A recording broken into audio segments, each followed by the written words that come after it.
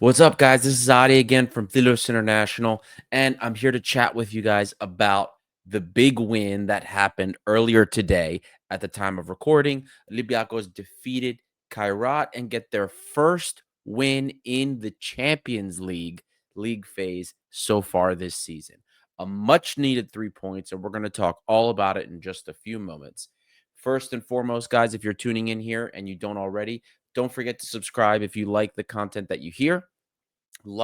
Every like and engagement also helps us find more red and white fans. Even if you feel like you've done the liking thing over and over and over again, it costs you nothing, but it means everything to us because those engagements help push us in the algorithm and help us find more and more red and white fans. You like what you hear and you want to support us more, you can check us out on Patreon, patreon.com/307international. So you can check it out. It's on the ticker at the bottom as well and in the description. And you can support us and get some extra content while you're at it and help us continue to make the best content that we can.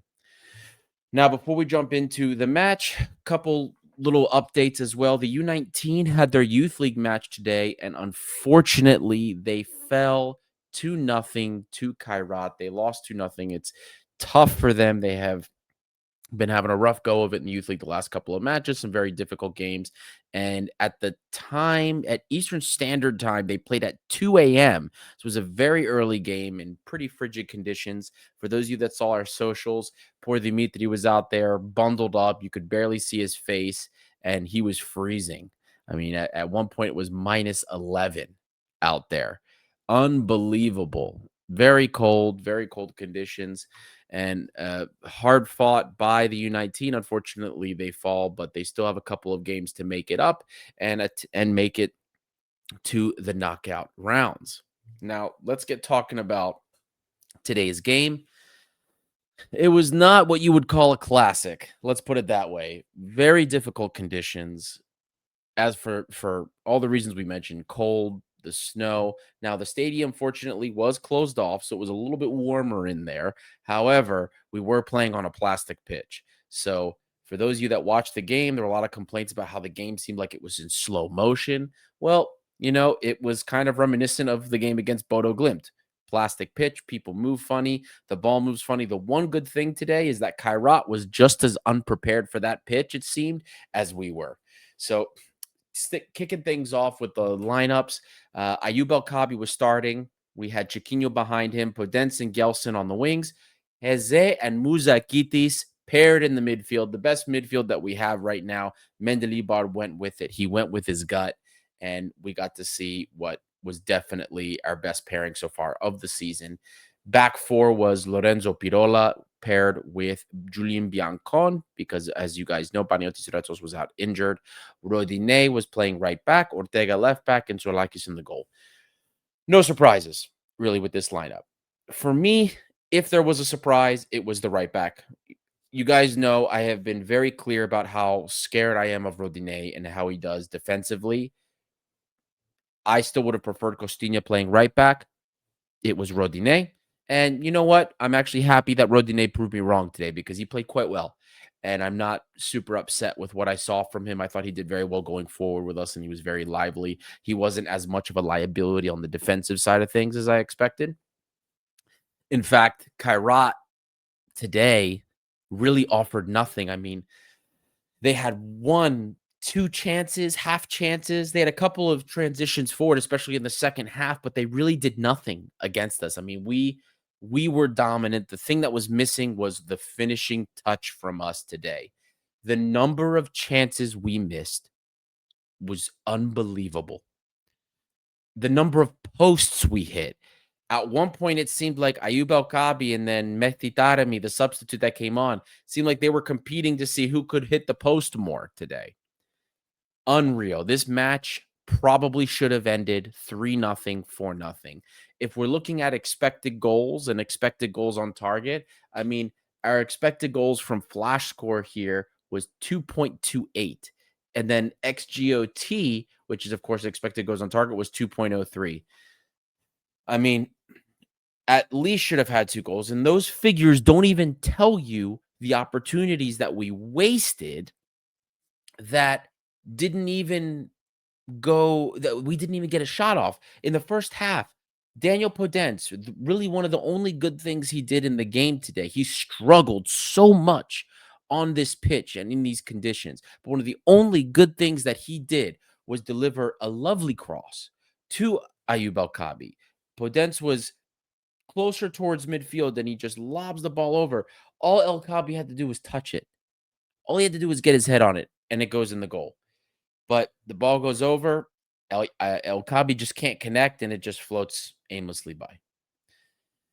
That should have been it right there. That should have been 1-0. We had a number of opportunities that we took from distance. We had some pretty solid shots from a number of different players, but this goalkeeper from Kairat, Anarbekov, I mean, I don't know what they feed that guy, but he was like Superman in the goalpost. This guy stopped everything. If you look at SofaScore's ratings for goalkeepers in the Champions League, that Kairat goalkeeper has the highest rating among goalkeepers in the Champions League. Now, he had some great saves. We can give him that. But we also have to recognize the fact that we had some pretty atrocious finishing from Ayub El-Kabi in particular. Ayub El-Kabi not checking where the goalkeeper is when he's making a shot, just shooting it and shooting it right at the keeper in some situations. I mean, Ayub El-Kabi misses an open net. He beats the keeper on the dribble and it's an open net and he hits the post. You have to do better there. I mean, just as we were praising El-Kabi, it seemed like his scoring form was back. He scored in 5 straight matches. He comes into this Champions League game, and I don't know what it is. Is it the pressure, the mentality? I don't know. But El-Kabi missed everything that came to him. And if not for the introduction of Mehdi Taremi, if not for Gelson Martin scoring what was actually a very difficult shot from an angle that should have been saved by Kairat's goalkeeper, if not for that, we are leaving this match probably with a draw. And we are all losing our minds, screaming at Mendilibar, screaming at certain players because of all the chances that we missed. And even though Kairat really didn't offer anything in this match, I have to tell you guys, I grew some gray hairs just from this, the missed opportunities that we had. I don't think I've seen anything like it. El-Kabi wastes chances, but I don't think he's missed as many chances as he had today. In the end, 3 points, that's what matters. Literally. I talked about in the previous reaction when we just played over the weekend against Ofi that this series of matches, those last 3 matches we have in Champions League need to be 3 wins. We got the first one. Now we have Greek League, Greek Cup, and of course the Super Cup coming up. Don't forget about that Super Cup before we play in January, before we play the rest of our Champions League matches. Next, we have Bayer Leverkusen in our castle in the Karaiskaki. We've got to make up for what happened with Real Madrid. Disappointing to drop points against Real Madrid. Disappointing to get a loss. The first loss in almost 640 matches, 630 matches, sorry. We need to make up for that with a strong showing against Bayer Leverkusen. We have to win out. As it stands right now in the Champions League table, guys, we are sitting just out. We are 1 point out of the knockout spots. We are in 26th. In 24th right now is Bafos. They haven't played their 6th Champions League match or Champions League phase match yet. They play at the time of recording. They're going to be playing tomorrow. But if things go our way, if the results go our way, by the end of this week, we could probably still be just a point, maybe 2 outside of knockout places, which is great. We get this win against Bayer Leverkusen, we should be in knockout places with only ourselves to worry about. A win against Ajax to put us into the knockout stage. We can do this. I was the only co-host. I've been the only one that from the beginning of the season until now that has said, I believe we will make knockout football. I believe we will make knockout football. And even with the disappointing results, the draw against Bafos, the draw against PSV where we were winning all the way up until extra time, I still said we were going to get knockout football, and I believe it. We're almost there. First step, 2 more to go. We also have to talk about, before we go on and talk about other things, man of the match coach is great. I want to talk about a couple of other players. I talked about Mehdi Taremi a little bit earlier when he came in, but this was for me this one of the super subs that really made the change. Taremi had some great movements, only 28 minutes in the field, and he got the ball. He had a big scoring chance, which he missed. He hit the post, but he played 2, 3 great balls. The one to Gelson Martins, which ends up in the goal. He played a couple to El Kabi. If El Kabi had scored them, Taremi ends up with a goal and with multiple assists today.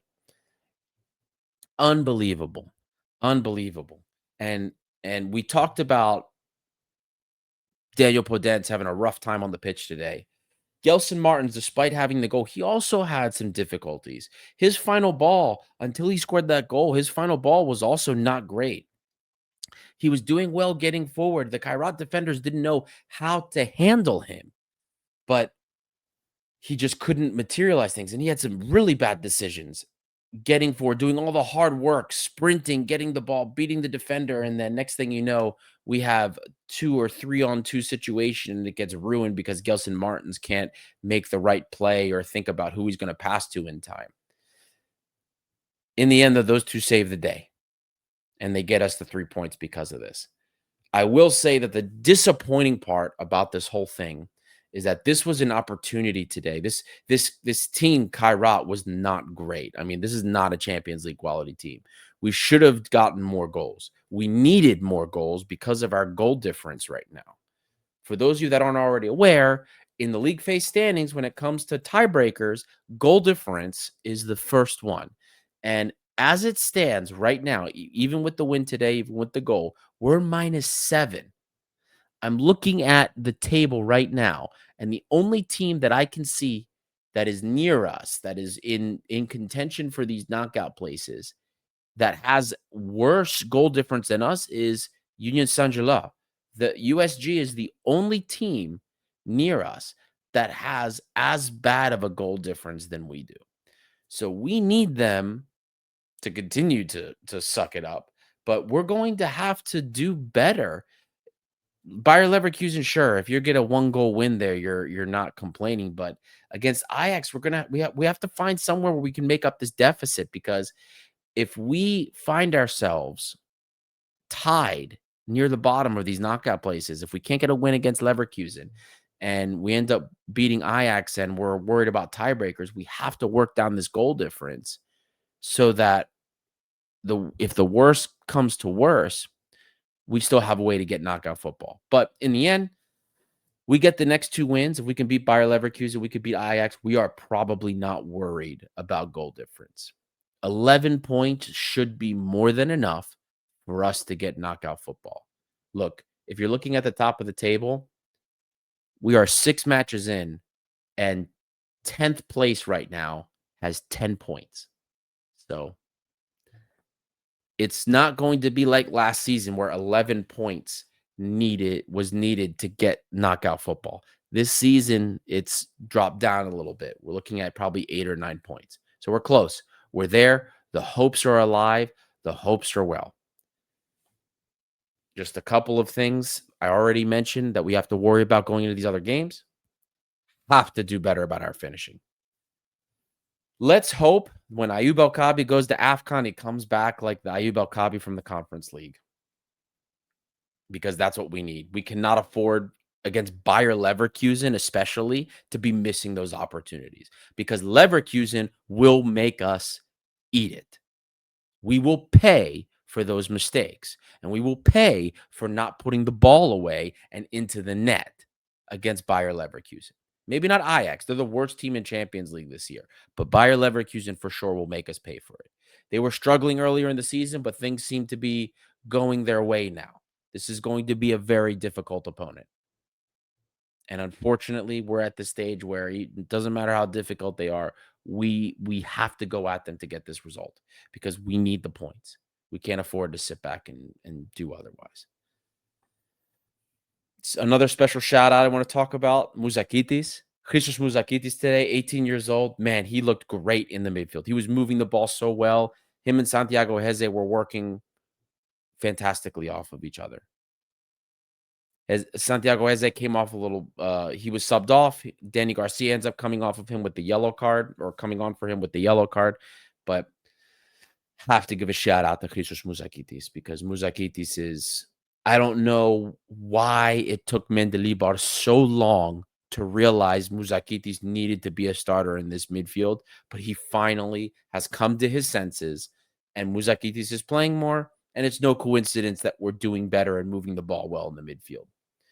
Mouzakidis had some struggles today, as everybody did on the turf, with the spaces that he covered on the offside of the ball, the pressing side, the defensive side. But as the game wore on, he looked better and he was covering those spaces well. But more importantly, on the offensive side of things, he was distributing the ball very well, and he just looks so confident. I hate to say it, guys. I hate to say it. It's bittersweet in a way, but there's no way Mouzakidis is sticking around. I'm sorry. I mean, I wouldn't be surprised if we get a big offer for him in January and he's gone. I hope it's not the case, but there's no way this kid is going to be with us beyond this season. It's impossible. Just like Babis Kostulas was gone last summer, if Mouzakidis isn't gone in January, he's gone in the summer for sure. There's no way. He is too good. He is too good. It sucks. It sucks to say it, but just enjoy it. Enjoy him while you have him, because he's not going to be staying here beyond this season. Enjoy him, like we said with Babis Kostulas as well. Enjoy him while he's here, because he's going to be gone. That's how good these kids are. And then we just got to hope that whatever comes out of the academy next, whatever's the next stage for the academy, can give us more, like Mouzakidis, like Kostulas. Could that be Pneumonides? Could that be Letsikuras? Right now, it doesn't look like it. They don't seem to be making too much of a difference when it comes to the B team and with what's going on in the U19. So hard to say, but they're still young and we have plenty of time. There's other guys that could be taking the mantle soon, like Kolokotronis. He is a very promising product right now that's playing for the U19. Maybe we'll see what happens with Ethan Cortez, who's also looked very good in the outings that he's had. We'll see. We'll see what happens, but extremely happy for this win today, even if it was not pretty, even if it was not vintage, even if it gave all of us a lot of gray hairs and a lot of stress that we did not need on a Tuesday. For me, it was a Tuesday morning, but man, we now get to enjoy the holidays knowing that we still have a fighting chance for Champions League. And that is huge. That is huge for us. And with the win, of course, came coefficient points for Greece. We are now in with a fighting chance for the top 10 leagues. It would be a lot. All the Greek teams are going to have to do more and win more for us to have a chance to attack that 10th spot. But we are pretty firmly in the 11th and 12th spot, which is great for our European hopes and the European places moving forward. But for the win for us also solidified our club coefficient. For those of you, I talked about it on the last reaction show. The club coefficient is how we will secure Champions League phase next season, again, just like we did this season. Right now, we're in the pole position for that. Rangers are in 4th in the Scottish League. Doesn't look like they're going to be winning that. Bodo Glimt lost their league, so they were ahead of us in club coefficient points, so that's not the case anymore. The only chance that we could have lost it outside of us not winning the league was if we did not win any games, and there were one or two teams, that Copenhagen was one of them and Shakhtar's another, where if they had won out the rest of their games and go far in the respective European competitions, they had a chance to overtake us, and then they could have taken that automatic qualification for the Champions League phase. But as it stands right now, with this win, we're about 99% secure of getting that Champions League phase spot, as long as we win the Greek league. So Very important win today, not just for Greece's coefficient, but for our club coefficient. And if we continue to win, if we beat Bayer Leverkusen, if we're able to beat Ajax, that will continue to seal our fate and give us once again Champions League league phase football next season and help us build upon the successes that we've had so far this season with respect to squad building and, of course, revenue and cash that's coming into the club to help us continue to build better, bigger, and better squads. So this win was so important for so many reasons. And that's what we have to take away. Some of you I know aren't happy that we only won 1-0. I get it. We should have scored more. We were the better team again. We've been the better team in these matches for multiple weeks in a row, which is that's a huge silver lining for me in Champions League. We don't look like crap and we're praying we get a lucky break to score. We're the better team. We're just not finishing. And that's been a huge problem for us. So fantastic form for the team to be in going into this. Now we have to make sure that we get business done this weekend. We have Addis coming up. As I mentioned, we have Greek Cup, we have Super Cup, and we still have our obligations in Greece to take care of now in between the time of the next Champions League matches. So now that we're kind of coming to the end here, we'll finish this up with man of the match coach's grade. You know, this one is going to be a tough one. I talked about Mehdi Taremi because he came on and he's the one that provided. He had a couple of great scoring chances. Ayub El Kabi, unfortunately, is not going to be a shot for anything because he missed so many chances. I could talk about Lorenzo Pirola. Lorenzo Pirola, I thought, had a great game on the defensive side of things. Same with Julian Biacon. They both did very well. Muzakitis, I already talked about how great I thought he was in the midfield. Gelson Martins, despite having a terrible end product, he does get the goal for us. And that right there, it does mean a lot. Mehdi Darami as a sub, he missed a big opportunity as well, but Gelson Martins gets it even though he had some poor end product today, he gets the goal. So in the end, my man of the match is going to go for him. He was responsible for so many transitions, getting into the final third. Gelson on that right side, Gelson, when Daniel Podence was doing nothing, Gelson Podence was our primary way into the final third and materializing chances in the penalty area. So I can't look past that. So that is my man of the match, Gelson Martins. I have to give it to him with shouts, of course, for the players that I mentioned. I think my runner-up is going to be Mehdi Taremi. In the short time he was on the field, Mehdi Taremi gets a shot, he hits the post, and he delivered 2-3 key balls to not just Gelson Martins, but to El Kabi as well, to help put us into scoring positions and to help us win this game. For Mendilibar, I don't think I don't think as far as what the roster that was available, I don't know how much more Mendilibar could have done. He started with Daniel Podence. I'm not sure I would have because of he's recently returned from injury. I would have wanted to save him, Daniel Podence, as a sub towards the end of the game. And I think that would have been my preference. And I think Strafetsa probably would have been a better shot to start. We saw Podence again, as I mentioned already, he was not very effective. Weather conditions, the pitch, maybe all of it together, he just wasn't super effective. I think Strafetsa probably would have been the better play here. And then Daniel Podence coming on as a sub with his ability to run at players against tire legs, maybe we would have seen more from him. So I think maybe that start wasn't exactly what we needed. But I think the changes with Darami, of course, Darami ends up getting the assist. That one ended up working out quite well. And the only other sub he made, I think, was Danny Garcia for Santiago Eze. I probably would have moved another couple of pieces just to make sure we had some fresh legs out there. Whether it was bringing on Diego Nascimento maybe towards the end. These are just nitpicky things, I think. But, outside of the Daniel Podence start, he was vindicated with the Rodinei start, despite my belief that Costinha should have been starting. I think Mendy for this, I give him an A-. I'm gonna give him an A minus. He can't be out there scoring the goals for everybody. We made enough chances. Kairat did nothing against us, so I don't believe. I believe the game plan worked, especially given that they did nothing. So I give him an A minus. I think, and the A minus is really because I think that the Daniel Podent start. Fortunately, there was no injury, but I thought that was a little bit foolish in many respects. But 3 points, no injuries. This is the takeaway from today. Super excited about it. And we go on to the weekend. So thank you guys for tuning in. Uh, we got plenty more Olympiacos coming up, plenty more. Hoping the live show, we're looking at returning with the live show this coming weekend following the match against Aris.